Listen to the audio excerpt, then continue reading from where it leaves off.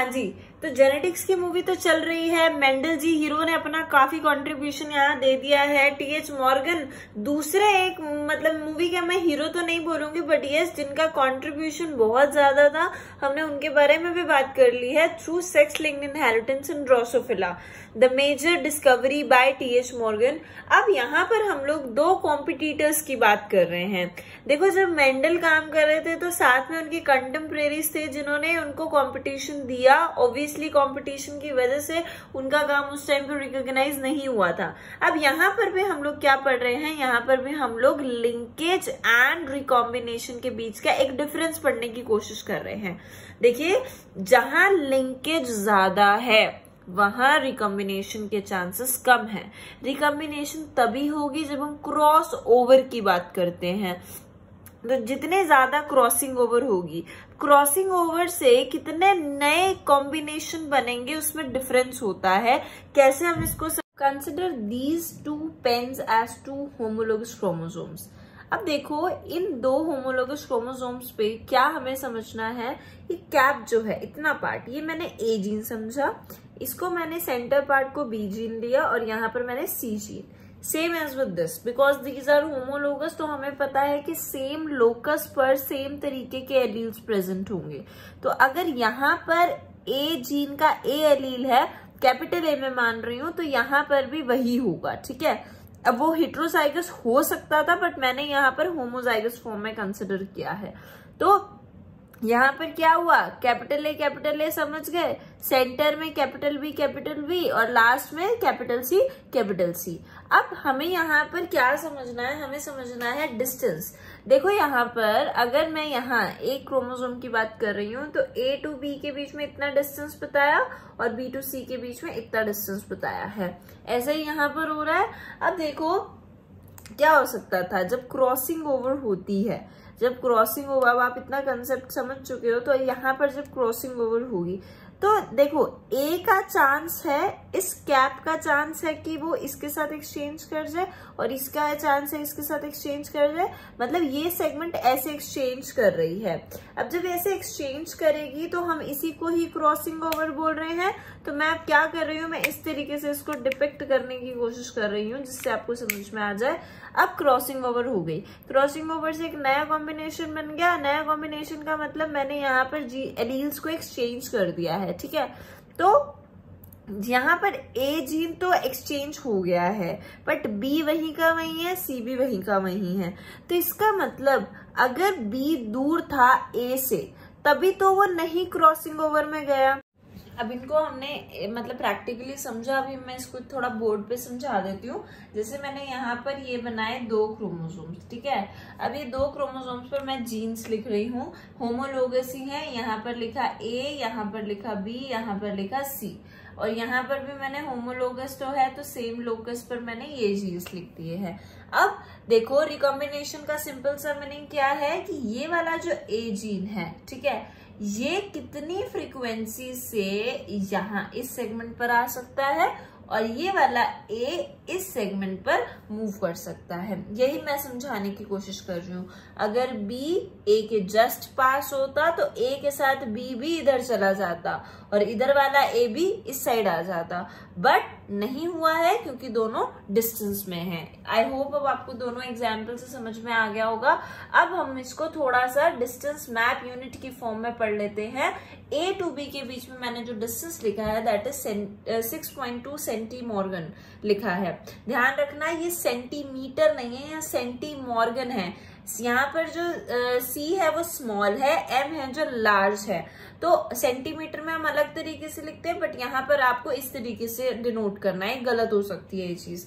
अब देखो, यहाँ पर मैं मान लो ये जो क्रोमोसोम मैंने बनाया है, जस्ट इसके होमोलोगस मैं यहाँ पर ये वाला क्रोमोसोम बना रही हूँ। ठीक है, अब मैंने लिखा यहाँ पर ए और यहाँ पर बी। ठीक है, तो देखो इतना डिस्टेंस जो है, डिस्टेंस तो मैंने यहीं से बता दिया है। मैप यूनिट 6.2 सेंटीमॉर्गन बोल लो, 6.2 मैप यूनिट बोल लो, एक ही बात है। अब कितना चांसेस हैं कि ये जो ए और बी जीन्स हैं वो इधर की तरफ मूव करेंगे। अब मैंने आपको बताया ए और बी तो बहुत दूर दूर है, तो क्या होगा कि हमें बताना है कितने चांसेस हैं ये वाली सेगमेंट टूटकर इधर आ जाए और ये वाली सेगमेंट टूटकर उधर की तरफ चली जाए। समझ में आई? ए और बी के बीच की जो सेगमेंट है, कितने चांसेस है कि ये सेगमेंट टूटकर इधर की तरफ नीचे की तरफ मूव कर जाए, नीचे वाले क्रोमोसोम, और नीचे वाले जो क्रोमोसोम है इसकी ये सेगमेंट ऊपर की तरफ मूव कर जाए। तो चांसेस जो हम बताएंगे वो बताएंगे 6.2%। क्या बताएंगे? 6.2%। यहाँ पर परसेंट जो है वो रिकॉम्बिनेशन को डिनोट कर रही है। रिकॉम्बिनेशन यहाँ पर मैंने अभी आपको मीनिंग बता दिया है। अब B2C में देखो यहाँ पर कितना दे रखा है, 3.8 सेंटीमॉर्गन दे रखा है। तो हम यहाँ पर 3.8%, जैसे मैंने वहां पर अभी सेंटीमॉर्गन के बारे में आपको बताया है, परसेंटेज के बारे में बता दिया है। अब देखो मैंने आपको यहाँ पर एक और एग्जाम्पल दिया है जहां पर A to B के बीच में जो डिस्टेंस है दैट इज 55 सेंटीमॉर्गन है। ठीक है, तो I am gonna tell you कि कितना यहाँ पर रिकॉम्बिनेशन फ्रीक्वेंसी होगी। But firstly I gonna ask you what will be the recombination frequency of segment A and B। यहाँ सेगमेंट की बजाय मैं क्रोमोसोम के जीन्स की बात करूंगी। तो ऑब्वियसली आपके दिमाग में आंसर क्या आएगा? 55 आना चाहिए, 55% आना चाहिए। But the answer is not 55%, the answer is 50%। देखो ये ध्यान रखना, हमेशा ध्यान रखना है। मैंने यहाँ लिखा नहीं है बट मैं आपको बोल रही हूँ, you can write in your notes. क्या मैं बता रही हूँ यहाँ पर कि जब भी आप डिस्टेंस की बात करते हो तो डिस्टेंस दो जीन्स के बीच में कितना भी हो सकता है, चाहे वो 65 हो चाहे वो 80 हो, कितना भी हो सकता है। बट जो रिकॉम्बिनेशन फ्रीक्वेंसी होती है वो 50 से ऊपर नहीं जाती है। अभी के लिए अपने जो भेजे में ना, मतलब दिमाग में ये बात बिल्कुल डाल लेना कि भाई 50% से ऊपर रिकॉम्बिनेशन नहीं जाएगी। What is the reason behind it, ये थोड़ा सा डिटेल में है चीजें। ये इसके लिए एक हायर बुक है स्नस्टर्ड की, वहां से जेनेटिक्स की ही बुक है, आप उसको रेफर कर सकते हो। बट मैं अभी आपको, अगर आप नीट की तैयारी कर रहे हो तो I am not suggest you. Yes, if you are preparing for some higher exams then you can refer. तो 50% ही रिकॉम्बिनेशन फ्रीक्वेंसी होती है, इसके ऊपर नहीं। Let us jump towards some important terms, that is linked and unlinked genes. You can easily understand these terms by two diagrams. These are the two homologous chromosomes, wherein this is the gene for red color hair, this is the gene for white color hair, this is the gene for hair texture, that is A gene I am depicting for curly hair and small a is for straight hair. आपको पता है कि जो population है उसमें जो curly hair है वो डोमिनेटिंग फॉर्म में होता है और जो स्ट्रेट हेयर है वो रिसेसिव फॉर्म में होते हैं।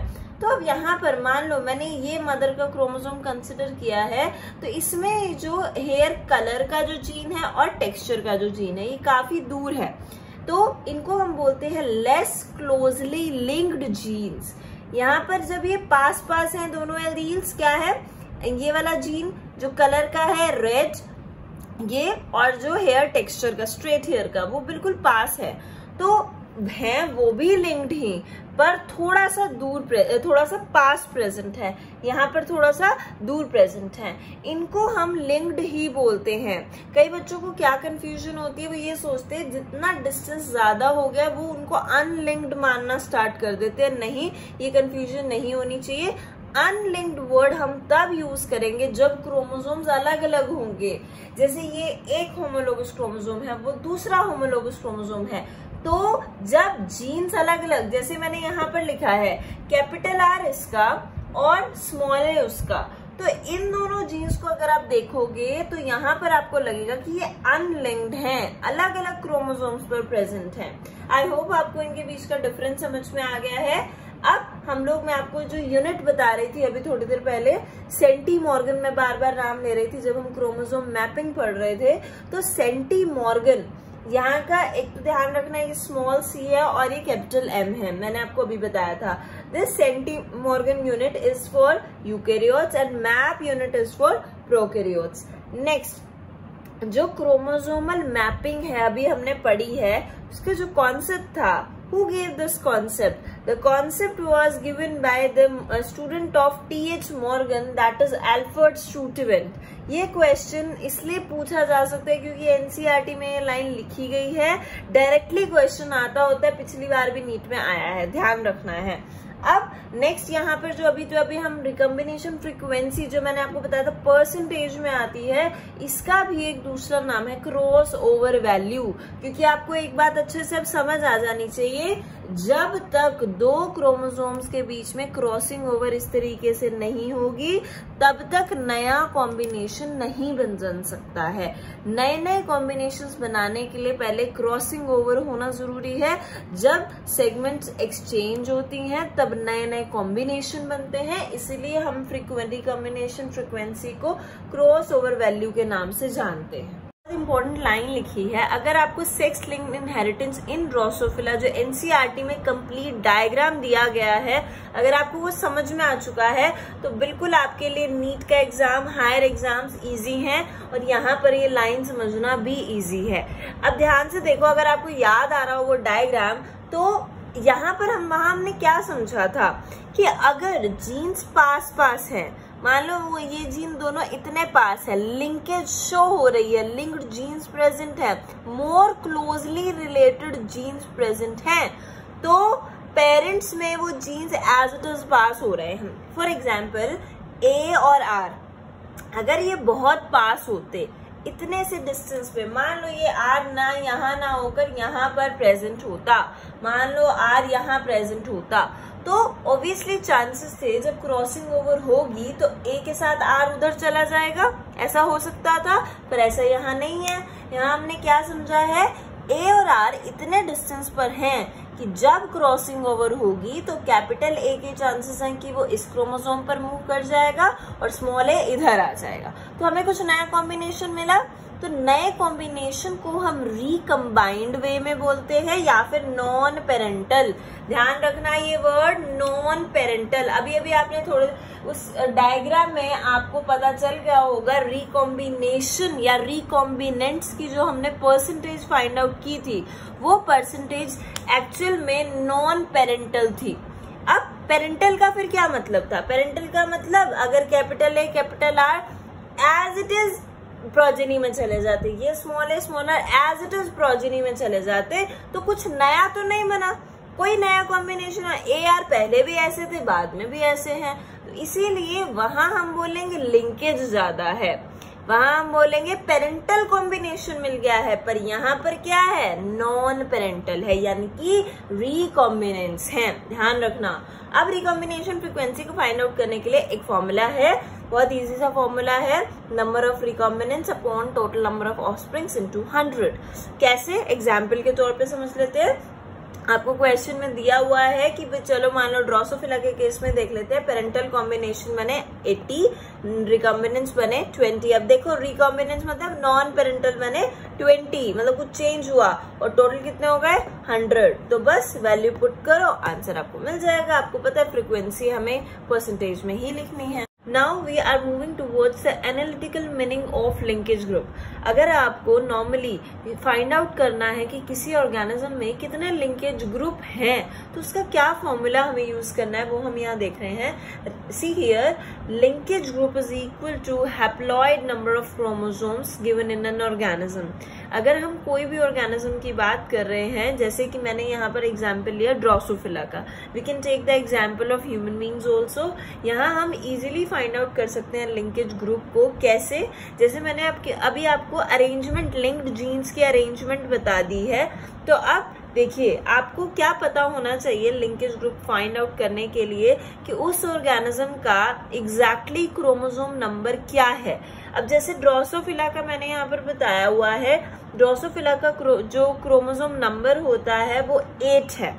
बच्चे यहाँ पर 8 जो है इसी को ही आपको देखना है, या तो 8 लिख लो या 4 पेयर्स लिख लो, एक ही बात है।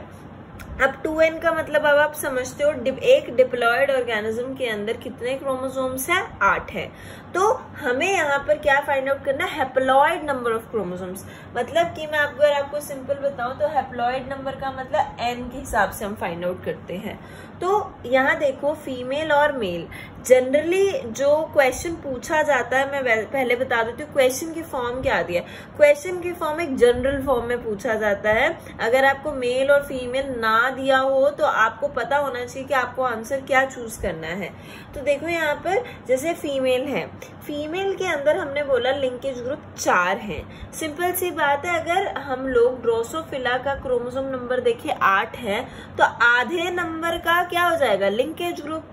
मतलब कि 2n 8 था तो n कितना हो गया? 4 हो गया। तो अब यहाँ पर मैं आपको एक मतलब इसका थोड़ा डीप वे में बताती हूँ कि भी 4 कैसे आया है। देखो एक ऑर्गेनिज्म के अंदर ऑटोजोम्स भी हैं और एलोजोम्स भी हैं। आई होप आपको एलोजोम्स का मीनिंग क्लियर है। ऑटोजोम्स 3 है यहाँ पर, ठीक है। एक यहाँ पर क्या है? एलोजोम है। इसका क्या मतलब है? देखिए जैसे ह्यूमन बीइंग्स हैं, ह्यूमन बीइंग्स के केस में जो फीमेल होती हैं वो XX ही होती हैं और जो मेल्स होते हैं वो क्या होते हैं? XY होते हैं, ठीक है। तो अगर मैं यहाँ पर इन एलोजोम्स की बात कर रही हूँ XX, तो आपको दिखाई दे रहा है कि ये एक ही टाइप के हैं। हम दोनों को 2 ना काउंट करके सिर्फ 1 काउंट कर रहे हैं। क्यों? क्योंकि हमें हैप्लॉइड की फॉर्म में बताना है। तो मैंने यहाँ पर एलोजोम 1 ही लिख दिया है, तो 3 + 1 4 आ गया है। अब ऐसे ही मेल में देखो, मेल में आंसर डिफरेंट आएगा। ऑटोजोम्स का नंबर दोनों में सेम है, 3 ही फीमेल में है, 3 ही मेल में है। बट अगर हम बात करते हैं मेल्स की, तो मेल्स के केस में 2 गैमीट्स बनते हैं, एक X के साथ, एक Y के साथ। तो X वाला जो क्रोमोसोम है वो भी एक यहाँ पर लिंकेज ग्रुप शो करेगा, जो Y वाला क्रोमोसोम है उसके पास भी एक लिंकेज ग्रुप होगा। तो यहाँ पर हमें देखना होता है types of chromosomes. Types of chromosomes का मतलब ऑटोसोम्स को भी देखो, एलोसोम्स को भी देखो, जितने हैं उनका हाफ ऑफ नंबर कर दो। पर यहाँ हमें एक एक्सेप्शनल केस इसलिए मिलता है क्योंकि यहाँ पर 2 तरीके के अलग अलग क्रोमोसोम्स हैं। ऑटोसोम्स सेम होते हैं, एलोसोम्स भी अगर XX होता तो सेम ही होता, पर यहाँ क्योंकि डिफरेंट है तो इसलिए हम यहाँ पर टोटल नंबर लिंकेज ग्रुप का 5 लेंगे। जनरली क्वेश्चन में जब पूछा जाता है तो आपको 5 नहीं दिया। अगर हम किसी चीज के लिए मेहनत करते हैं तो और अगर हमारी मेहनत सफल हो जाए तो हमें कितना अच्छा लगता है। बस ऐसे ही जैसे जैसे अभी आपने कॉन्सेप्ट समझे हैं उसको अप्लाई कर दिया आपने यहाँ पर, उसको अप्लाई करके अगर आप कॉन्सेप्ट समझ गए तो बस आप समझ जाओ कि लिंकेज टॉपिक आपका क्लियर हो चुका है। तो यहाँ मैं ऑल क्लियर करने की बात नहीं कर रही हूँ, जो क्लास में बच्चे एक दूसरे से कहते हैं यस मैम ऑल क्लियर, वो नहीं मैं बोल रही हूँ। क्लियर का मतलब कॉन्सेप्ट्स क्लियर, यस। तो टाइप्स ऑफ लिंकेज में हमें क्या पढ़ना है? हम लोग यहाँ पर डिग इन करेंगे फ्रेंच सीजन के बारे में। अच्छा, मुझे ऐसा लगता है कि many of you, I guess most of you must be knowing about the French season which came many years back, but आज भी उसका जो सीजन का क्रेज है वो काफी लोगों में है। तो हम यहाँ पर क्या समझेंगे? देखो हमने लिंकेज पढ़ना है, हमने उसका टाइप पढ़ना है, कंप्लीट लिंकेज। तो देखो फ्रेंड्स के कैरेक्टर आपको पता होंगे, नहीं जिनको पता है मैं बता देती हूँ। Friends was the season about 6 Friends actually, Rachel, Monica, Phoebe, Chandler, Joey, Ross. Okay fine, I know आप सब लोग थोड़े नॉस्टैल्जिक हो रहे होंगे। तो ये लोग क्या थे? काफी अच्छे फ्रेंड्स थे। अब इनकी बॉन्डिंग इतनी ज्यादा स्ट्रॉन्ग थी कि ये बिल्कुल मतलब टाइटली बॉन्ड में रहते थे। तो हमने यहाँ पर कंप्लीट लिंकेज बताना है, मतलब हमें टाइटली लिंक्ड जीन्स की बात करनी है। तो देखो यहाँ पर ये मैंने 6 जीन्स के नाम लिखे और मैंने लिंकेज यहाँ पर जीन्स को ऐसे अरेंज किया है कि अगर मान लो क्रॉसिंग ओवर होता है, अगर मान लो क्रॉसिंग ओवर होता है तो पूरे चांसेस है कि ये जीन्स एग्जैक्टली पास हो जाएंगे प्रोजेनी की तरफ, या फिर हम बोलेंगे जनरेशन टू जनरेशन। देखो जब ऐसा जो कॉम्बिनेशन होता है ना, तो क्रॉसिंग ओवर अगर हो भी रही है तो ये एज इट इज कॉम्बिनेशन इधर चला जाएगा, मतलब इसमें और आर, ये जो मैंने यहाँ दोनों आर और एम लिखे हैं ये काफी दूर होते, तो ऑब्वियसली चांसेस थे कि ये कैपिटल एम जो है वो इधर की तरफ आ जाता और स्मॉल एम इधर की तरफ, ये कैपिटल आर इधर की तरफ और स्मॉल आर दूसरी तरफ चला जाता। बट क्योंकि टाइटली पैक्ड है इसीलिए जैसे है, मान लो क्रॉसिंग ओवर हो भी गई तो एज इट इज पूरा पार्ट इधर जा सकता है, या टाइटल लिंक की वजह से काफी जीन्स तो एक साथ चले ही जाएंगे। तो इसका मतलब कंप्लीट लिंकेज का मतलब क्या है, genes remain together on same chromosome for 2 और मोर एटलीस्ट 2 और मोर जनरेशन तक तो साथ में ही मूव करते हैं। अब यहाँ रेशियो लिखा गया है, ये आपको फिर से कंपेयर करना है मेंडेलियन रेशियो से। वहां पर हमने मेंडेलियन रेशियो में हमने पढ़ा था कि जो डाइहाइब्रिड रेशियो था, फिनोटिपिक रेशियो, वो 9:3:3:1 था। यहाँ क्या है 3:1 है, जबकि वहां पर टेस्ट रेशियो क्या था 1:1:1:1:1, जबकि यहाँ क्या है 1:1 है ओनली। ठीक है, इनकम्प्लीट लिंकेज अब आप बहुत अच्छे से समझ गए हो। कुछ कुछ होता है, मूवी सबने देखी होगी, तो कुछ कुछ होता है मूवी में जी क्या हुआ था, अंजलि और राहुल काफी अच्छे फ्रेंड्स थे, कॉलेज टाइम में एक साथ रहते थे, घूम लिए फिर लिए मस्ती कर ली, है ना। तो अब यहाँ पर जब एक टाइम ऐसा आया जब अंजलि चली गई थी अपनी मम्मी के घर और राहुल दूर हो गया था अंजलि से, तब क्या हुआ था, तो यहाँ पर genes are away from each other, ये अंजलि इधर और राहुल इधर। तो बस यही चीज बताई गई है कि जब जीन्स बहुत ज्यादा दूर हो तो चांसेस क्या है, चांसेस ये है कि जब क्रॉस ओवर हो